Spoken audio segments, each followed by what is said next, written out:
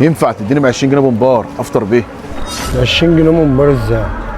اقل حاجه نص كيلو 60 جنيه. يعني نص كيلو ب 60 جنيه؟ اه. هو المشكله بس في حاجه، انا لوحدي بس، فانا عايز ب 20 جنيه بومبار عشان الحق افطر بيه بس. كده انت كده بتشتغلني. لا ما بشتغلك لحضرتك. ما هو انت هتفطر ازاي؟ ده ما عادش على الفطار، ده فاضل 10 دقايق، ده اما يتحشى ويتعمل هتتسحر بيه.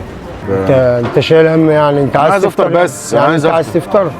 لو في اي حاجه افطر بيها ماشي عندك، لو مفيش ماشي. خلاص. طب لو على الفطار ما تشيلش هم حاجه، تعال. ها؟ تعال عايز ايه؟ تعال بس، تعال. يعني انت شايل هم الفطار؟ بتقول ما تشيلش لحضرتك هم الفطار على طب كده. انت بس انت رايح فين؟ تعال اقعد، تعال اقعد بس، تعال. انت عايز تفطر؟ انا عايز افطر بس. تعال يابا بس، اقعد بس، اقعد يا باشا. ماشي. ما تشيلش هم حاجه بقى. طب انت يعني انت بتفطر هنا مع معلم ولا نفطر سوا كلنا مع بعض. بتفطر هنا اصلا بتفطر في البيت؟ لا احنا بنفطر سوا مع بعض. بس على فكره انا شكلي مش غلبان عشان تفطر.